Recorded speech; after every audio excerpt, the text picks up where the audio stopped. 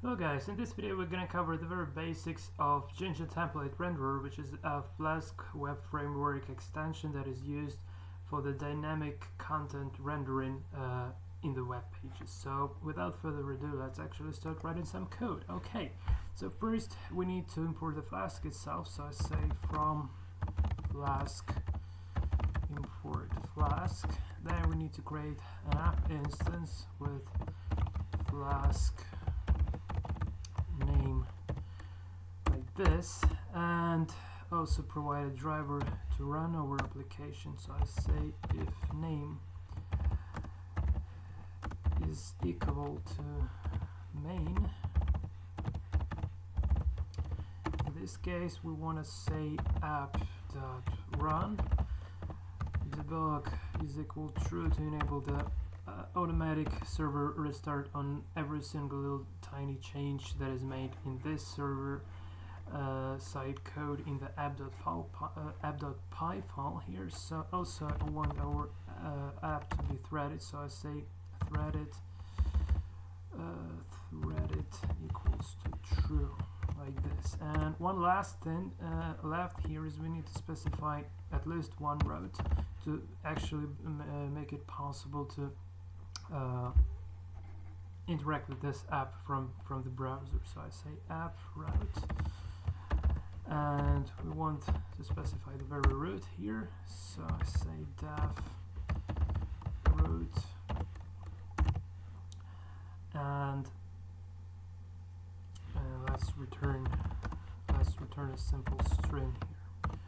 So let's update.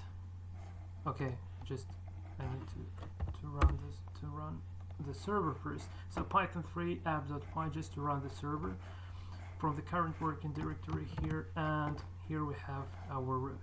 Okay, so the next thing to consider here is actually instead of returning a simple string, we would like to return what is called HTML templates. So in order to make it possible to enable that feature, we need to say from Flask, not a form Flask, but from Flask import render template, which is the Jinjia template renderer related method actually. So by default it uses the file stored in the folder called templates like this, and let's actually create a new file here. Let's call this home.html like this. Save. And instead of this, okay, and also we need to open this file, and let's create some here, each one, and home, save here, render template, home.html like this. And if we update the page, we'll see actually our HTML file that has been returned here. But we don't really want the single page content here. We also want to wrap this with all the HTML head tags and HTML body, all the stuff. At one day we will definitely want to add some Bootstrap library functionality or jQuery plugins, etc. So what is usually done in that cases, and that's kind of the very first feature of Jinjia template renderer that I'm supposed to introduce here, is what is known as blocks. So I just want to create another file here called layout. So I say new file layout.html like this. Okay, just open this file, and here I want to draft a very simple HTML wrapper here. So I just simply say, well, it's for the purposes of this particular video, that wouldn't really affect the appearance that much, but when we will be importing some Bootstrap and stuff like that, in order to avoid doing this in every single template, so in order to avoid any code applications, we can import all the same part into this layout file, and then using the blocks to change only the content that we need to change in the specific routes. So the home route wouldn't have to contain HTML, head, meta tags, etc. Just the pure content that they have. Let me just show you this, and you'll understand this pretty quickly. So let's create a title.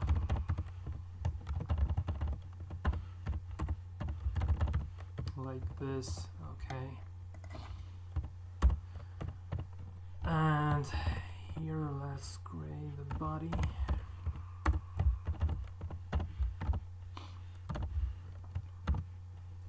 And okay, so we don't see any title here. So if we just have a look at the source code, the bare h1 tag, and that's it. And here the very kind of basics of Jinja template renderer magic begins.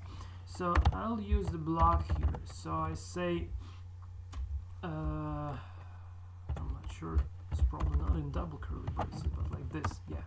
So I say block, and then the name of the block. So let's call this block body, and block here, like this. And if I just run this, probably it would give us an error or gives nothing in return. That's just pretty fine. And what we need to do now, actually, in our template file, we need to specify the particular content of the body block here. But just to enable, to make it possible to use this layout file over here, we need to do the following. So we say simply extends and the file name. So this is the layout.html, like this. And I hold my breath and update this stuff. And as you can see here, the title has appeared. And if I have a look at the source code at the moment, you can see that the entire layout has been added here. So imagine some Bootstrap links here, etc., some jQuery scripts or whatever. So they all would be included with the particular HTML template that we've returned using the render template method over here. So this is kind of the very basics regarding the building blocks with Jinja template renderers. So let's summarize this a bit. So we use the format of curly braces and the percentage signs here, and extends, and the file name, and also the name of the block itself, enclosed by the end block. And in the layout itself, we just need to specify the place where to embed our block. So that's kind of it. The second really cool thing about this is actually the very gist purpose of template renderer is the dynamic content. So we would suppose in this particular video we're going to take the content from the file called london.csv, and it's the real estate database of the properties in London. We have the title, address, description, etc. over here in this CSV file. So we'll be using this particular data to render it as an HTML table in our application. So first we need to actually import this file. Of course, you might have argued that using databases is a better way, but I just want to focus on the Jinja template renderer itself without being distracted by dealing with the databases. So let's actually import the file here. I say with open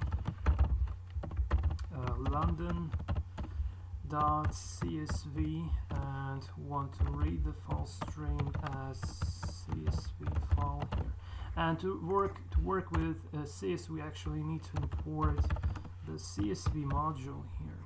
So here I need to create a CSV reader. So I say reader is equal csv.dict reader. So I want to read the CSV file as the dictionary. as in a format of dictionaries. So let's actually try to see whether I actually did everything correctly or not. I didn't make any typos here, so just update stuff. Okay, of course we need to specify the file stream here, so CSV file as the argument to the dict reader here, of course. And now we have this object. Great. So this means that we can iterate over the object. But before that, let's actually create a variable for storing our data. Let's call this data. It would be a list. So I say for entry in reader, I just want to say data.append, and if we just append the entry itself like this, the type of entry is order dictionary, but we don't really want that. Instead we want a casual this is order dictionary, but we want the casual Python unordered dictionary, just the casual dictionary. That's the reason why I converted the entry to the dictionary here, like this. And now, just to make sure that everything works correctly, I just say for row in data, I want to print every single row here just to make sure it works. So okay, so here is our data.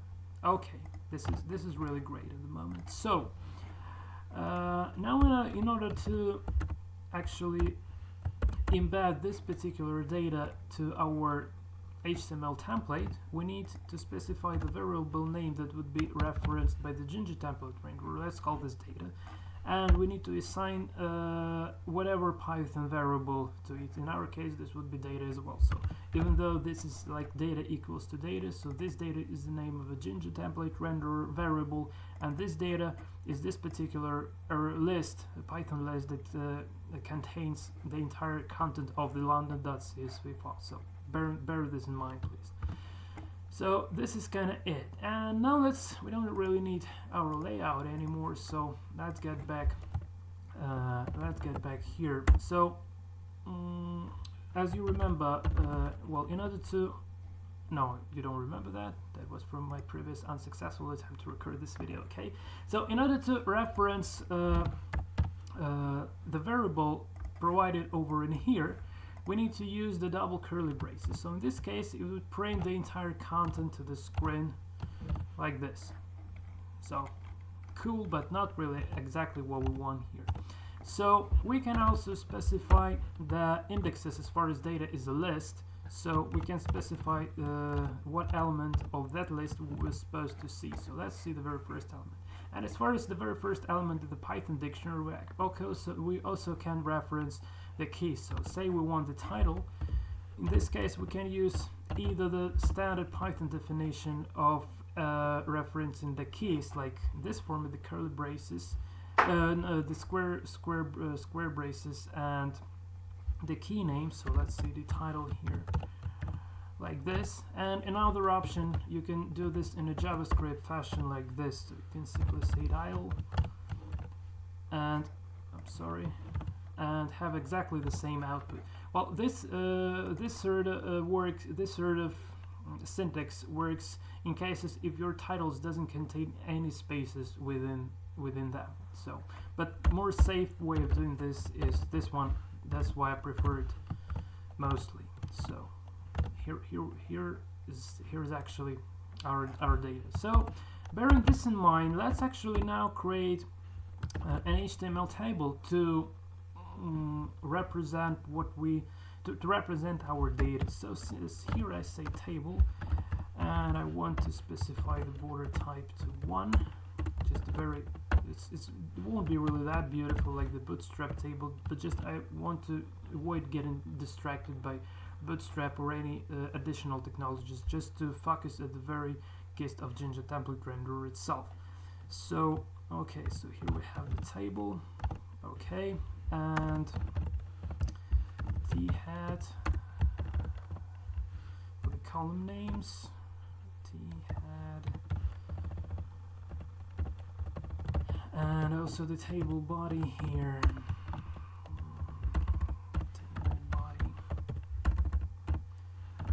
Table body like this.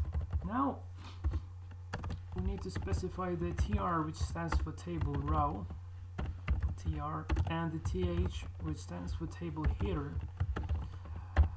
These tags are used to actually bring some data into the table. So let's imagine that I want to have several column names like this with the headers of 1, 2, and 3 like this. Just imagine this stuff. So here's our table, but it's not really the way of doing things. At least when we have when we already have all the keys in every single element of our data list, we can easily extract them using a loop. Do this in a loop. So what am I supposed to do here is following. So here I can simply say, again, the square brackets and the percentage sign inside, I can say for header is the name of the variable that would be used later on in this part of code.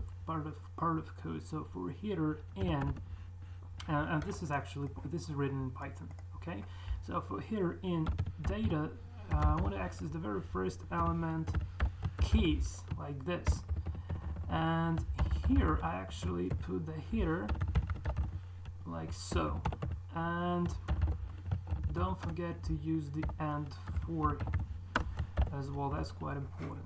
Okay, so now we're supposed to have all the column names. Okay, it's not the key, it's keys. Okay, so now we have all the column names being specified here in the loop. So this is really cool. And now almost exactly the same should have been done here in the table body. Okay, no, not here, I'm sorry, but here in the table body. So and I say for row in data. That's basically it. So we're looping over all the elements of the data list, and here we want to create a bunch of TD, which stands for table data tags. So TD like this, and this would be a number of 1, 2, 3, 4, 5, 6, 7. So 1, 2, 3, 4, 5, 6, 7, and this would be row title. And let's quickly check this out. Okay, I didn't close. Okay, I didn't add the table row tag here. So tr, of course. Table row like this. Okay, so now we have all the rows being added, and now we need to do absolutely the same for the rest of columns. So this would be address, description, date. So address, description, date, seller price, image, seller price, image. It's not really image, it's just the image URL, but still. Okay, so now we have our table here. This is pretty nice. Okay, so this is the content that has been rendered dynamically. And one little more thing I'd like to introduce here is that Jinjia template renderer doesn't only have loops, but also it supports some sort of a conditionals. So we can say simply if header is not equal to image. So by saying this, I just want to print all the column names instead of this image here. So, and also need to and if here, like this. So now, as you can see here, we don't really have any table header tag for our image. So, and also here we can just simply get rid of all that stuff. So now we have the table in this sort of form. Well guys, this is it for this video. I hope you found this useful and learned something interesting from it. So until next time, and take care.